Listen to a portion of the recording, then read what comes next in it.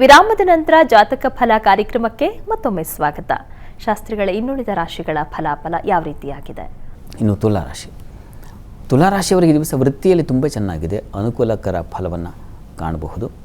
ಇನ್ನು ಈ ದಿವಸ ಹೊಸ ಅವಕಾಶಗಳಿಗೆ ದಾರಿ ಉಂಟಾಗುತ್ತೆ. ನಿಮ್ಮ ಅವಕಾಶಗಳು ಹೆಚ್ಚಾಗಿ ಬರ್ತದೆ. ಅಂದರೆ ಇರ್ತಕ್ಕಂಥ ಕೆಲಸದ ಜೊತೆಗೆ ಇನ್ನೂ ಒಂದು ಪ್ಯಾರಲಲ್ ಇನ್ಕಮ್ ಅಂತೀವಲ್ಲ, ಅದಕ್ಕಾಗಿ ದುಡಿಯೋದು, ಹಾಗೆ ಬೇರೆ ಬೇರೆ ಕಡೆಗಳಿಂದ ಹಣ ಸಂಪಾದನೆಗೆ ಅವಕಾಶ ಚೆನ್ನಾಗಿದೆ. ಈ ದಿವಸ ಸಂಗಾತಿಯ ಸಹಕಾರವೂ ಚೆನ್ನಾಗಿದೆ. ಸ್ವಲ್ಪ ಮಟ್ಟಿಗೆ ಈ ಕ್ಲಿಷ್ಟವಾದದ್ದನ್ನು, ಕಠಿಣವಾದದ್ದನ್ನು ಎದುರಿಸುವ ಪರಿಸ್ಥಿತಿ ಬರುತ್ತೆ ಈ ದಿವಸ. ಅದರ ನಿವಾರಣೆಗೆ ನೀವು ಮಹಾಲಕ್ಷ್ಮಿ ಪ್ರಾರ್ಥನೆ ಮಾಡಿ, ಮಹಾಲಕ್ಷ್ಮಿ ಸನ್ನಿಧಾನದಲ್ಲಿ ಒಂದು ಪಂಚಾಮೃತ ಸೇವೆ ಮಾಡಿಸಿ, ಅದನ್ನು ನಿಭಾಯಿಸ್ತೀರ. ಇನ್ನು ವೃಶ್ಚಿಕ ರಾಶಿಯವರಿಗೆ ದಿವಸ ದೈವಾನುಕೂಲ ತುಂಬ ಚೆನ್ನಾಗಿದೆ. ವೃತ್ತಿಯಲ್ಲಿ ತುಂಬ ಅನುಕೂಲಕರ ಫಲ ಸೂಚಿಸ್ತಾ ಇದೆ. ಸಹಕಾರ ಸಿಗುತ್ತೆ, ಸಹೋದ್ಯೋಗಿಗಳ ಸಹಕಾರ. ಸಂಗಾತಿಯಲ್ಲಿ ಮನಸ್ತಾಪ ಬರುತ್ತೆ ಈ ದಿವಸ. ಪ್ರೀತಿ ಪ್ರೇಮ ಇಂಥ ವಿಚಾರಗಳಲ್ಲಿ ಸಂಕಟ, ಮನಸ್ಸಿಗೆ ಬೇಸರ ಉಂಟಾಗುವ ಸಾಧ್ಯತೆ ಇದೆ. ಲಕ್ಷ್ಮೀನಾರಾಯಣರು ಪ್ರಾರ್ಥನೆ ಮಾಡಿಕೊಳ್ಳಿ. ಇನ್ನು ಧನುರಾಶಿಯವರಿಗೆ ನೋಡಿ, ಈ ದಿವಸ ಚಂದ್ರ ಚೆನ್ನಾಗಿದ್ದಾನೆ, ಹೀಗಾಗಿ ನಷ್ಟವಿಲ್ಲ. ಯಾವುದು ಕ್ಲಿಷ್ಟತೆ ನಷ್ಟತೆ ಇವೆರಡೂ ಇಲ್ಲ, ಸುಲಭವಾಗಿ ಸಾಗುತ್ತೆ. ಬುದ್ಧಿಬಲ ತುಂಬ ಚೆನ್ನಾಗಿದೆ, ಹೀಗಾಗಿ ಹೈಯರ್ ಸ್ಟಡೀಸ್ ಮಾಡೋರಿಗೆ ಅಥವಾ ತುಂಬ ದೊಡ್ಡ ಆಲೋಚನೆಗಳು, ಆ ಸಭೆ ಮೀಟಿಂಗ್ ಇಂಥ ಕಡೆ ನಿಮಗೆ ಜಯ ಇದೆ, ಅನುಕೂಲ ಆಗುತ್ತೆ, ಒಳ್ಳೆಯ ಫಲ ಖಂಡಿತ ಇದೆ. ಸ್ವಲ್ಪ ಮಟ್ಟಿಗೆ ದೇಹ ತರಚೋದು, ಗಾಯಗಳಾಗೋದು, ಪೆಟ್ಟು ಬೀಳುವ ಸಾಧ್ಯತೆ ಇದೆ. ಸ್ವಲ್ಪ ಹುಷಾರಾಗಿರಿ. ಓಡಾಡುವಾಗ ಎಚ್ಚರಿಕೆಯಿಂದ ಓಡಾಡಿ. ಪ್ರಯಾಣದಲ್ಲೂ ಅಷ್ಟೇ ಸ್ವಲ್ಪ ತೊಂದರೆ ಸೂಚಿಸ್ತಾ ಇದೆ. ಕೆಲಸ ಮಾಡುವಾಗ ಶ್ರದ್ಧೆ ಹಾಳಾಗುತ್ತೆ, ಚಂಚಲವಾಗುತ್ತೆ ಮನಸ್ಸು. ಇದರ ನಿವಾರಣೆಗೆ ವಿಷ್ಣು ಸಹಸ್ರನಾಮ ಅಥವಾ ವಿಷ್ಣು ಸನ್ನಿಧಾನದಲ್ಲಿ ಫಲಪಂಚಾಮೃತ ಸೇವೆ ಮಾಡಿಸಿ.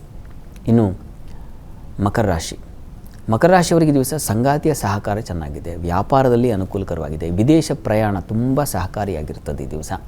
ಅನುಕೂಲಗಳಾಗುತ್ತೆ, ಬೇಗ ಬೇಗ ಕೆಲಸಗಳಿಗೆ ಏರ್ಪಾಡಾಗುತ್ತೆ. ಕೆಲಸದಲ್ಲೂ ನಿಮಗೆ ಅನುಕೂಲಕರವಾಗಿದೆ, ಹೆಚ್ಚಿನ ಆತಂಕ ಇಲ್ಲ.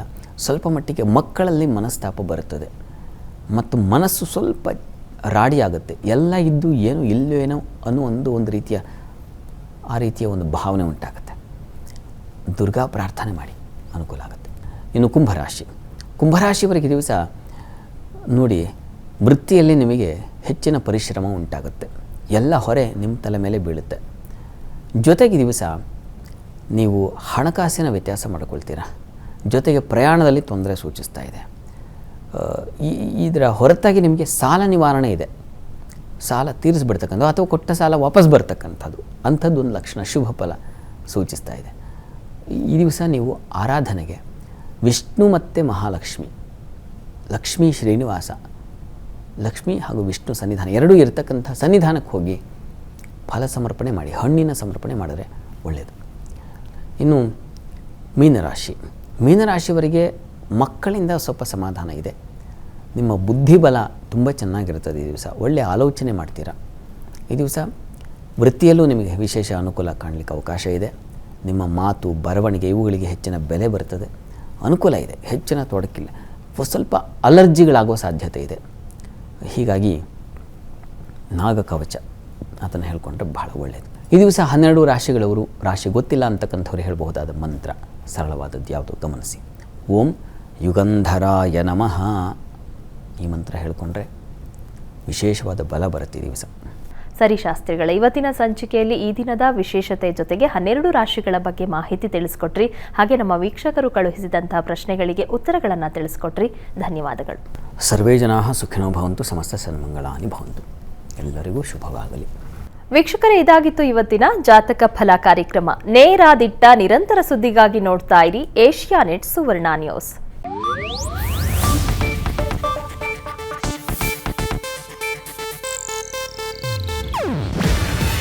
ಇದು ಏಷ್ಯಾನೆಟ್ ನ್ಯೂಸ್ ನೆಟ್ವರ್ಕ್ ಪ್ರಸ್ತುತಿ.